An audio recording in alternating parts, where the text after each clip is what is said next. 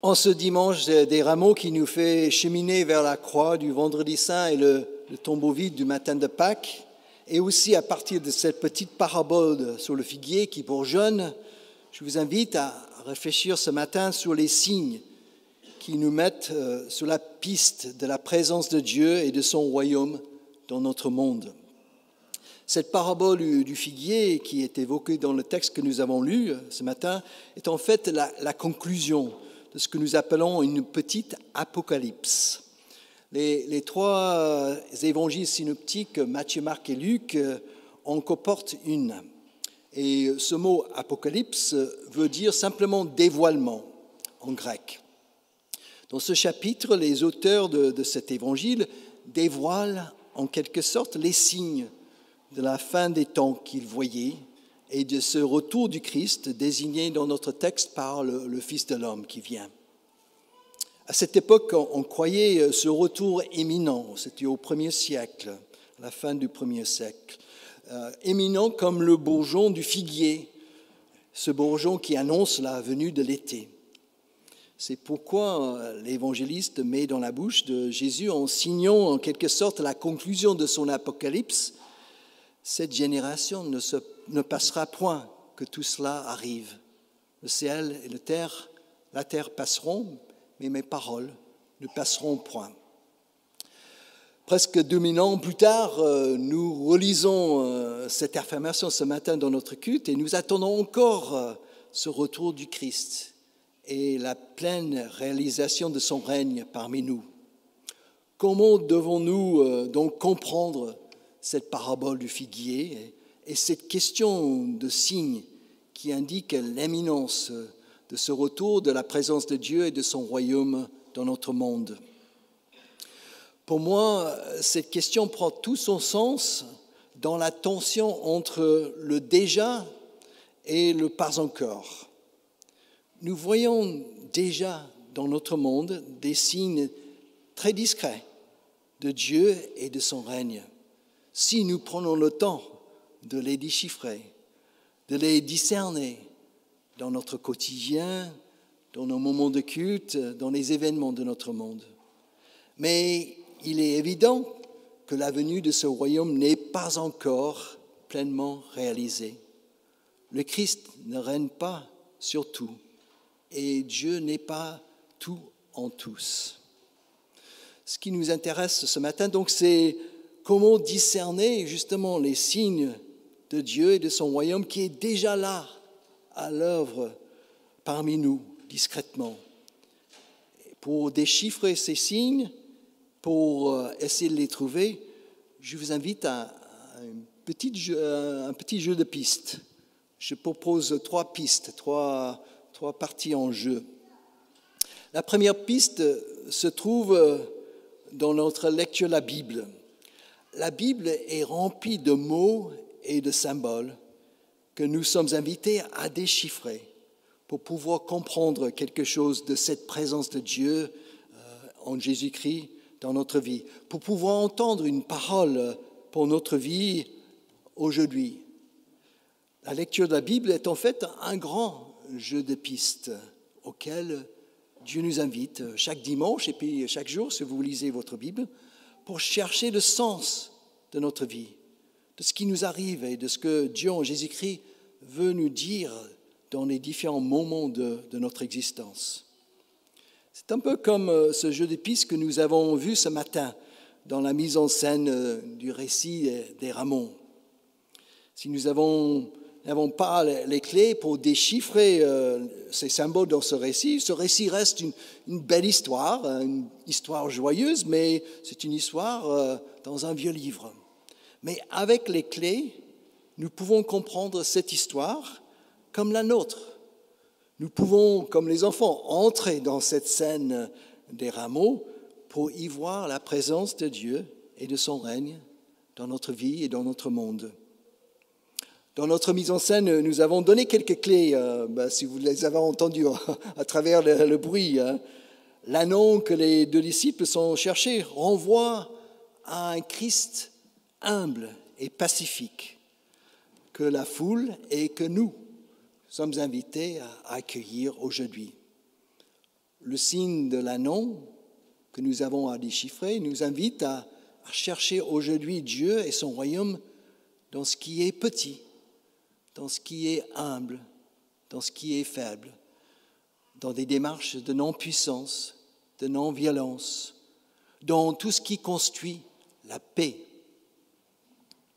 Dans notre récit, des individus de la foule mettent leur manteau par terre pour laisser passer Jésus sur son ânon. Nous avons dit que ces manteaux renvoient à l'accueil, à l'intronisation des rois du Premier Testament. Le signe du manteau nous invite, nous, aujourd'hui, à chercher aujourd'hui Dieu et son royaume là où nous nous engageons. Nous osons un geste, une parole, où on enlève le manteau et on se mouille un peu. Là, dans notre vie de tous les jours, là où nous faisons don gratuit de notre temps, de notre argent, de notre énergie, là où nous osons dire, oui, moi je suis chrétien et je ne peux pas faire ceci, mais je peux faire cela, donc je m'engage. Dans notre récit, la foule a agité des branchages et crié Hosanna. Et nous avons dit ces branchages et ce cri Hosanna, accorde-nous le salut, venait du psaume 118. Et ce psaume était lu lors des grandes fêtes juives pour célébrer la délivrance par le Dieu libérateur. Le signe des rameaux avec ce cri Hosanna nous invite, nous, aujourd'hui, à justement entrer dans la fête, de trouver la joie dimanche après dimanche, de célébrer cette libération qui nous est proposée en Jésus-Christ et d'essayer de discerner ensemble comment vivre dans notre monde libre et responsable avec tout ce qui se passe autour de nous. Voilà, donc ce récit des rameaux peut devenir notre récit dans cette semaine qui vient, si nous essayons de le mettre en pratique. Cette invitation à chercher des signes de la présence de Dieu et de son royaume dans notre culte nous met aussi sur peut-être une deuxième piste. Dans cette salle de culte, nous pouvons faire un petit jeu de pistes. Nous voyons des signes qui signifient quelque chose de la présence de Dieu. Nous ne prenons peut-être pas le temps de les observer et de les laisser indiquer cette présence de Dieu et de son règne parmi nous. Par exemple, avez-vous remarqué que dimanche après dimanche, il y a juste là une Bible ouverte. Une Bible ouverte avec un marque-page qui change mystérieusement de couleur de temps en temps. Donc, voilà un symbole dans notre culte. Qu'est-ce que ça signifie? Ça signifie qu'ici, nous ouvrons le livre, nous écoutons les textes, nous cherchons Dieu dans l'écoute de ce livre-là. Et ce marque-page, qu'est-ce que ça signifie? Ça signifie que les différentes couleurs que nous voyons, maintenant c'est le temps de carême, ces différentes couleurs que nous voyons, c'est le rythme de notre année, mais c'est aussi le rythme des saisons de notre vie, des hauts et des bas de notre vie. Donc ça a du sens, les signes que nous voyons. On peut continuer à nous promener là-dedans pour voir des différentes choses. C'est important de prendre le temps, lorsqu'on entre dans ce lieu, de voir nos signes, de leur laisser nous parler. Dans notre liturgie, nous avons également des signes que nous appelons des sacrements, qui disent aussi Dieu et sa présence parmi nous en Christ. Ce matin, nous avons baptisé Augustin. Cette eau que nous avons versée sur sa tête est le signe de cet amour inconditionnel de Dieu, cet amour que Dieu pose sur chacun de nous et qui a posé cet amour sur Augustin aujourd'hui. Cette eau est aussi le signe de notre union dans la mort et la résurrection de Christ. Il est possible qu'on vit des échecs et on peut s'en sortir, on peut renaître à autre chose. Cette eau, c'est aussi le signe de cet accueil dans la communauté, dans cette balade dans le temple où nous avons dit qu'Augustin a sa place parmi nous dans l'Église chrétienne et sa place restera toujours marquée. Ce sacrement nous parle de nous aujourd'hui. Après cette prédication, nous allons participer à un autre signe liturgique. Et puisque nous célébrons la scène dimanche après dimanche, ce signe peut devenir un peu une habitude, il peut devenir muet, il peut ne plus nous parler de quelque chose. C'est donc important de nous souvenir chaque fois à quoi ce signe de la scène renvoie dans notre vie. Il nous dit d'abord que nous sommes en communion avec le Christ, mort et ressuscité pour nous. Son corps a été donné pour nous comme le pain que nous rompons. Son sang a été versé pour nous comme le vin que nous buvons. Notre vie est liée à la sienne. Et nous sommes aussi en communion les uns avec les autres. Nous faisons partie d'une communauté solidaire, fraternelle, aimante. Quand quelqu'un souffre, nous souffrons tous avec lui. Et quand quelqu'un se réjouit, nous nous réjouissons tous avec lui. C'est tout ça, chaque fois que nous célébrons la scène. Donc c'est important de prendre le temps de déchiffrer les signes dans notre tradition protestante, dans le temps de culte que nous vivons ici dans ce lieu.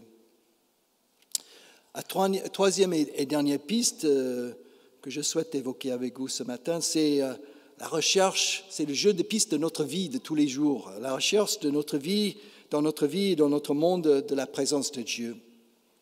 Jusque-là, nous sommes restés bien au chaud dans notre temple et notre façon de comprendre cette présence de Dieu dans ce lieu. Mais il faut sortir d'ici, hein. Il faut poursuivre notre quête de Dieu dans la semaine qui vient.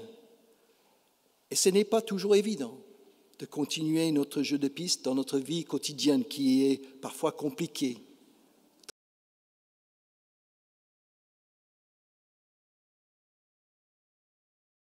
Nous voyons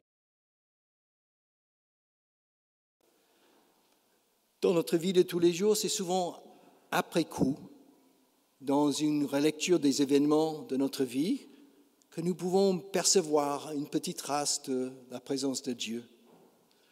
Là où nous avons vu surgir dans une rencontre une joie profonde, là où nous avons expérimenté avec quelqu'un un geste d'attention, de solidarité, de fraternité, là où des hommes et des femmes se sont mis ensemble pour inventer un chemin de paix avec justice, là où la bienveillance règne dans les relations. Dans toutes ces situations que vous pouvez repérer dans votre quotidien, Dieu est là, Dieu est présent, son royaume est à l'œuvre dans ce que vous êtes en train de vivre. Mais c'est à chacun de nous de discerner ça dans notre vie quotidienne. Mais la grande question, c'est où est Dieu lorsque cela va mal? Ça, dans notre union au Christ, signifié justement par notre baptême, notre parcours de chrétien ressemble parfois à celle du Christ. C'est un jeu de pistes qui comporte malheureusement parfois des moments de difficulté, d'échec, de souffrance, de moments de dépression et même symboliquement de crucifixion. Dans ces moments-là, cette présence de Dieu nous semble être un silence, une absence. Et nous pouvons parfois crier avec le Christ crucifié, « Mon Dieu, pourquoi m'as-tu abandonné? Où es-tu » Oui, puisque le Christ est passé par là, puisqu'il a dit ces mots, nous pouvons dire que Dieu n'est pas toujours absent de ces moments de notre vie. Le Christ nous accompagne dans ces moments de crucifixion. Mais puisque le Christ est aussi ressuscité, notre vie, notre parcours de vie, notre vie dans le monde peuvent être aussi liés à cette résurrection. Elles peuvent être un parcours qui comporte des moments de réussite, de victoire, de réconciliation, de recommencement, de renaissance, symboliquement cette résurrection. Dans ces moments-là, on voit cette sortie du tombeau qui devient possible dans une situation qui nous semble bloquée. Nous pouvons voir cette lumière de Pâques qui pointe de loin sur notre chemin. Cette identification au parcours du Christ dans sa crucifixion et dans sa résurrection, cette semaine sainte que nous allons y entrer cette semaine, est une façon de donner du sens à ce qui nous arrive dans la vie. Personne ne peut faire ce travail à notre place. Personne ne peut me dire que ta souffrance est une croix pour toi. Donc c'est chacun qui doit interpréter, déchiffrer, discerner ça pour lui. Mais si nous arrivons à faire ce lien avec ce parcours du Christ, nous pouvons trouver parfois la force, le courage, le souffle pour tenir bon, pour lutter, pour continuer, pour agir et ne pas subir, pour espérer dans les moments difficiles de notre vie.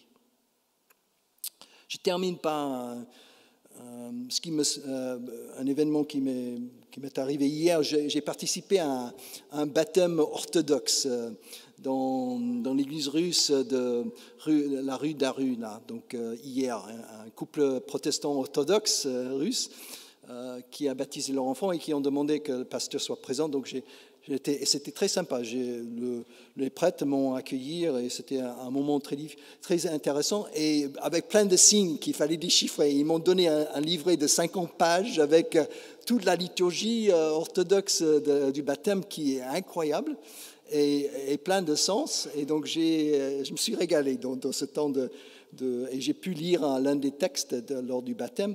Et j'ai partagé avec cette famille le repas. Après, il y a un restaurant juste en face c'est un restaurant russe, juste en face de la rue d'Aru, l'église. Et cet restaurant, il y avait un grand drapeau ukrainien devant. Donc, et aussi, il faut dire que l'église russe, il y avait des petits drapeaux ukrainiens dans l'église russe, donc ils sont derrière les Ukrainiens. Mais j'étais juste à côté d'une dame qui prenait des photos, et elle était de Kiev.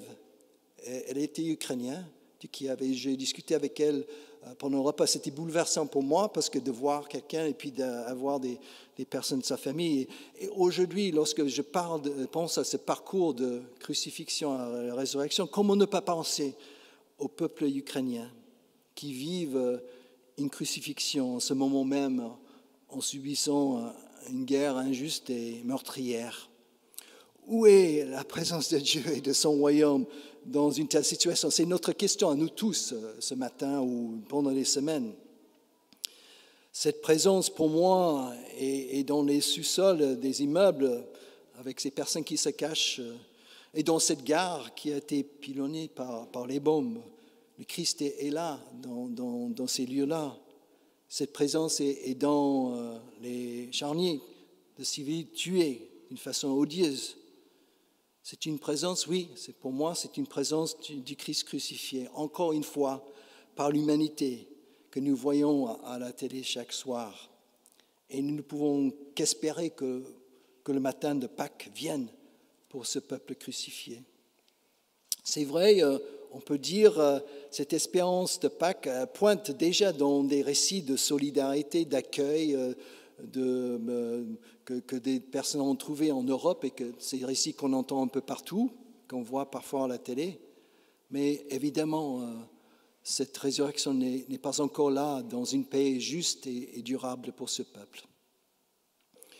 Voilà donc ce que cette parabole du figuier pourrait nous dire ce matin. Elle nous invite à faire trois choses: à chercher et discerner les signes de la présence de Dieu dans son royaume, dans notre façon de décrypter les textes bibliques, dans notre lecture de la Bible.